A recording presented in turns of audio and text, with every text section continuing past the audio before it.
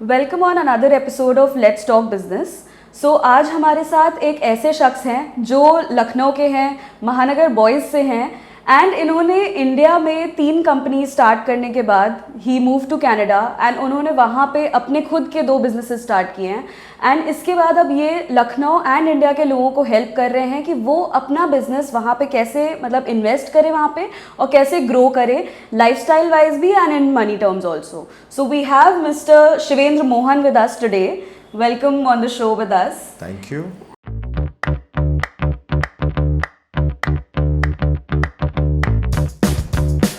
तो हमको ये बताइए कि आपने कनाडा में आपने कैसे बिजनेस शुरू किया, यहाँ लखनऊ से आप हैं। अब ये कहानी जो है बड़ी इंटरेस्टिंग है।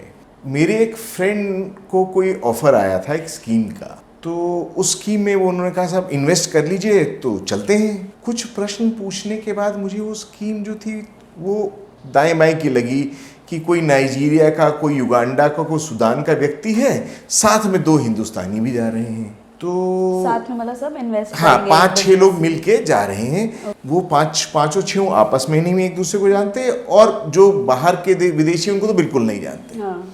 मुझे कुछ डाउट हुआ तो मैंने कनाडा में एक टॉप लॉयर से बात करी। तो उनका पहला प्रश्न ये था कि आपकी क्रिमिनल हिस्ट्री है क्या? नहीं साहब आज तक तो ट्रैफिक का चालान भी नहीं हुआ। दूसरा प्रश्न ये था इंग्लिश नहीं पास कर पाएंगे। मैंने कहा जी मैं मैनेजमेंट का स्नातकोत्तर स्तर का विद्यार्थी रहा हूँ। तो बोले फिर ये सब क्यों कर रहे हो? हाँ। आपके अपनी प्रोफाइल में क्या है, कितने एम्प्लॉई हैं? मैंने कहा जी 100-150 होंगे। बोले कितने साल से बिजनेस कर रहे हैं? जी 20 साल से। तो बोले जी फिर आपको आवश्यकता क्या है कि आप किसी और के पूंछ पकड़ के आए? सही बात है। अपनी प्रोफाइल भेजिए, हम करा देंगे। हमने प्रोफाइल भेजी, बिजनेस खुल गया। So and it was as easy as that. तो वहाँ जाने के बाद मुझे ये रियलाइज़ हुआ कि यहाँ पे जितने भ्रम और भ्रांति फैलाए जाते हैं उससे यथार्थ बिल्कुल भिन्न है। तो वहाँ से मेरी जर्नी शुरू हुई। और वहाँ पे जैसे आप जो अब बिजनेस कर रहे हैं वो लोगों को वहाँ आप बिजनेस स्टार्ट करवाते हैं? नहीं, मैं स्टार्ट नहीं कराता हूँ। देखिए नए बिजनेस का जो फेलियर रेट है वो 90% है कनाडा में भी। वहाँ पे क्या है भाई, पेंशन सरकार ने देनी है और दूसरी चीज़ क्या है कि आपका जो मेडिकल है वो फ्री है कैनेडियंस के लिए। तो बुढ़ापे की 2 सबसे बड़ी दिक्कतें हैं, पैसा कहाँ से आएगा और दवाई का खर्चा कैसे निकलेगा वो आपको देखना नहीं है। इसलिए हम आपको चलते हुए बिजनेसेस ही दिलाते हैं, स्पेकुलेशन नहीं करते कि साहब उसको मोड़ पे बड़ा ट्रैफिक आता है, अगर मैं वहाँ पे कॉफ़ी की दुकान खोल दूँ तो बहुत चलेगी। वो प्योर स्पेकुलेशन है। चलेगी नहीं चलेगी। यहाँ पे एक ट्रैक रिकॉर्ड वाला बिजनेस और मिनिमम 3 से 5 साल का अगर ट्रैक रिकॉर्ड नहीं है तो उस बिजनेस को हम छुएंगे ही नहीं। तो पूरे उस बिजनेस को आप एनालाइज करते हैं एंड जो ऑलरेडी रनिंग है उसमें यहाँ के लोगों को सजेस्ट करते हैं कि वो इन्वेस्ट करें। हाँ, एक्चुअली होता क्या है हिंदुस्तान में और कनाडा में थोड़ा सा टेक्निक का अंतर है। हिंदुस्तान में हमें जब भी कोई बिल्डिंग लेनी होती है तो हम मोहल्ले के पान वाले के पास जाते हैं, बोलते अरे वो गुप्ता जी का मकान कैसा है, और वो पूरी कहानी सुना देता है आपको। गुप्ता जी के मकान में साहब वो 15 साल पहले मर्डर हुआ था तो वो आत्मा आज भी घूमती है। तो कनाडा में क्या है, कनाडा में आप एग्रीमेंट साइन करते हैं विद द सेलर, तो आप वहाँ पे मोहल्ले में एम्प्लॉय से, वेंडर से बात नहीं कर सकते।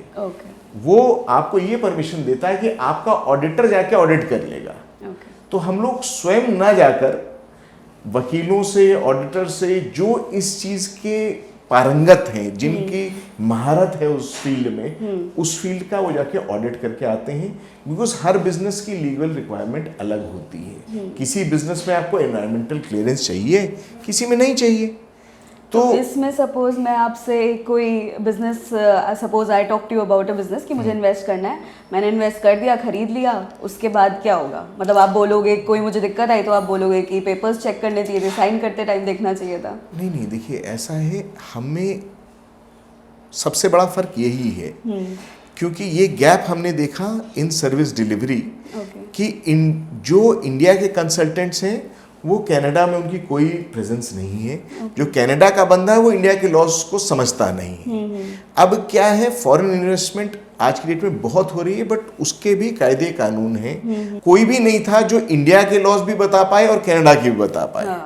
दूसरी चीज क्या है कि हमारी सेटलमेंट सर्विस है। लोग जनरली क्या कहते हैं साहब हमको वीजा दिला दो, बाकी हम संभाल लेंगे। तो एक बार एयरपोर्ट पहुंच जाते हैं तब क्या, हमारी कंप्लीट सेटलमेंट सर्विस है।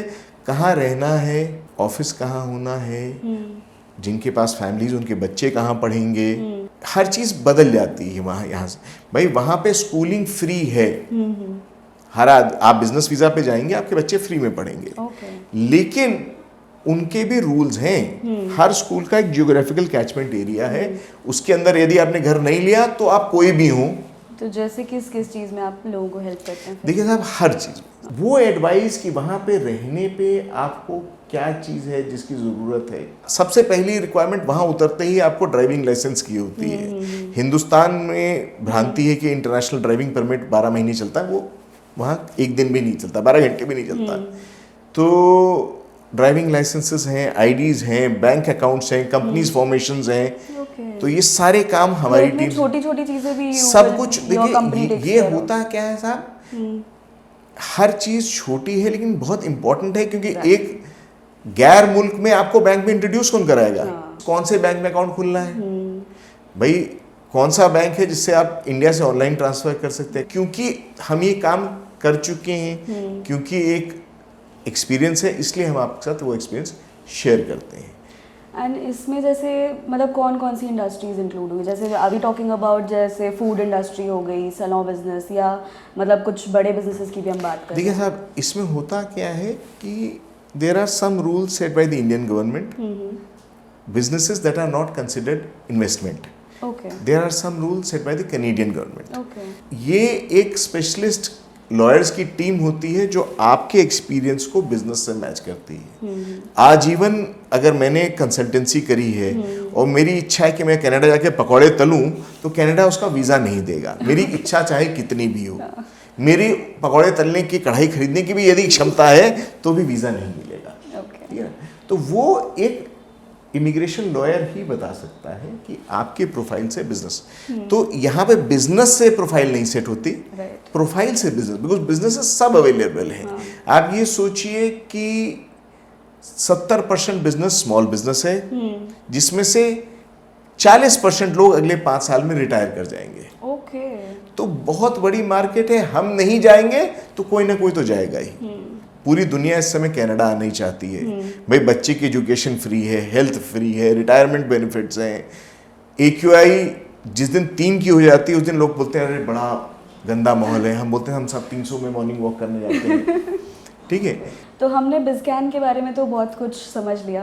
अब we want to know about mister Shivendra Mohan. तो आपने being here at Mahanagar boys, being as a kid, आपने कभी ऐसे इमेजिन किया था कि you will be owning 3 companies in India, 2 companies in Canada, and इतने सारे लोगों के आप इन्वेस्टमेंट कराओगे कनाडा में? नहीं साहब, महानगर बॉयज में तो पास होना भारी पड़ता था। I was not a very bright student, I am sorry. तो नहीं, एक्चुअली ये था कि बिजनेस फैमिली में तो मेरा जन्म हुआ था। तो ये तो क्लियर था कि बिजनेस ही करना है। नौकरी भी करी मैंने MBA करने के बाद, लेकिन ये क्लियर, हमेशा से क्लियर था। हाँ, लेकिन ये मौका मिलेगा कि हम कनाडा जाएंगे और कनाडा में एक्सपैंड करेंगे। देखिए, मैं क्लियर करना चाहता हूँ कि मैंने लखनऊ छोड़ा नहीं है। मेरा घर, मेरे बिजनेसेस जो भी लखनऊ में थे, कानपुर में थे, वो सब वैसे चल रहे हैं। And I intend keeping them like this. तो मैं छोड़ के नहीं गया हूँ, मैंने एक एक्सपेंशन करी है। मैं अपनी कंपनी को यहाँ से कनाडा लेके गया हूँ। बिल्कुल। तो नहीं, स्कूल में तो कभी उम्मीद नहीं थी, ना मुझको ना मेरे टीचरों को। सो एक लास्ट क्वेश्चन आपके लिए कि जो लोग इन्वेस्टमेंट करते हैं, इन्वेस्टमेंट की बहुत लोग बात करते हैं, लोग करना भी चाहते हैं, बट जो फर्स्ट टाइमर्स होते हैं वो बहुत बार डरते हैं या उनको कुछ संकोच होता है, हेजिटेशन होता है कि हम क्या इन्वेस्ट करें, कैसे इन्वेस्ट करें। तो उनके लिए आपकी क्या एडवाइस रहेगी? देखिए साहब, होता क्या है कि इन्वेस्टमेंट एडवाइस जनरली आदमी पनवाड़ी से लेता है कि भैया ये बताओ स्टॉक कौन सा चल रहा है, तो वो भी चूना लगाते लगाते आपको कहानी समझाता पूरी। पहली चीज़ तो ये समझें कि आप एडवाइस उससे लें जिसको कुछ आता हो। द सेकेंड थिंग इज कि उस व्यक्ति का क्या एक्सपीरियंस है, क्या उसने उस फील्ड में काम किया है। अब आज अगर मैं न्यूक्लियर फिजिक्स की एडवाइस देने लूँगा आपको तो it might sound very nice. मैंने कहीं पे 2-4 नाम सुन लिए होंगे कि वो फिजन होता है, फ्यूजन होता है, और एक अंग्रेजी पिक्चर में कोल्ड फ्यूजन से बत्ती जल रही थी। But does that make me a physicist? No, I know nothing about it. तो उसी तरह से दो एडवाइस हैं. पहली चीज तो एडवाइस का सोर्स आपका ऐसा होना चाहिए, somebody who knows about the field. Second thing is don't go gung ho on your first investment. First investment gilt edge रखिए. जिस तरह आपका पोर्टफोलियो बड़ा होता जाएगा आपकी रिस्क एपिटाइट बढ़ती जाएगी, बिकॉज रिस्क और रिटर्न डायरेक्टली प्रोपोर्शनल है. जितना मैं बड़ा रिस्क लूंगा उतनी बड़ी रिटर्न मिलेगी. लेकिन पहली कुछ पोर्टफोलियोज में अगर बड़ा रिस्क लिया और अनफॉर्चुनेटली वो उल्टा पड़ गया तो पोर्टफोलियो ही वाइप आउट हो जाता है. तो नए इन्वेस्टर्स गिल्ट टेस्ट में काम करें. लोग जनरली इस भुलेखे में आ जाते हैं कि साहब मैं 6% रिटर्न पे क्यों काम करूं, मैं तो 36 पे जाऊंगा. तो 36 वाला गारंटीड नहीं होता. 36 जीरो भी हो सकता है और नेगेटिव में भी जा सकता है. तो स्टार्टिंग वाला फर्स्ट इन्वेस्टमेंट गिल्ट टेस्ट रखिए. इसीलिए कम रिस्क हो उतना ज्यादा बेटर है. इसीलिए हम लोग भी चलते हुए बिजनेसेस देखिए, चलते हुए बिजनेस में रिटर्न कम होगा क्योंकि आप गुडविल का पैसा दे रहे हो. नए बिजनेस में रिटर्न बहुत ज्यादा होगा, गुडविल का कोई पैसा नहीं. लेकिन नए बिजनेस चलेंगे या नहीं चलेंगे इसकी कोई गारंटी नहीं. ये कहीं लिख के नहीं लाए. So really nice. बहुत सारी इनसाइट्स मुझे खुद पता चली एंड आई एम श्योर हमारी ऑडियंस को भी बहुत कुछ पता चला है इन्वेस्टमेंट्स के बारे में एंड इन्वेस्टिंग इन कनाडा के बारे में through BizCan and through you. तो एक हमारे पास आपके लिए बहुत ही क्विक राउंड ऑफ क्वेश्चंस हैं where it will just be whatever comes to your mind you can just say that. So one word about Lucknow. तहजीब. Okay. One advice like one word of advice for people looking to invest. One word. Cautious. Okay. And currently the best industry to invest in Canada. Real estate. पागलाना return आ रहा है. Okay. और starting young or starting with experience? Starting young. ठीक है. Then one principle you follow in business. You are worth your words. Wow. पिताजी ने जब बिजनेस हैंडओवर किया था तो एक ही चीज बोली थी, आपका जुबान और आपकी चेक वापस नहीं आनी चाहिए. वाह, बहुत ही बढ़िया बात है. और एक कॉमन मिथ बता दीजिए अबाउट कनाडा जो इन जनरल आपने सुनी है. कनाडा में एक कॉमन मिथ मैंने ये सुनी है कि लोग सोचते हैं कि कनाडा में उतरते ही बाल्टी लेके बाहर निकलो नोटों की बारिश हो रही होती है. ठीक. That is a myth. That is not true. चलिए, बहुत ही बढ़िया लगा, बहुत मजा आया आपसे बात करके. Pleasure is all mine. Thank you so much for your time. Thank you so much for your time and we really enjoyed it and we wish all the best to the people who are watching this and I hope a lot of them get in touch with you because this is really a great opportunity. Thank you. Thank you. So much.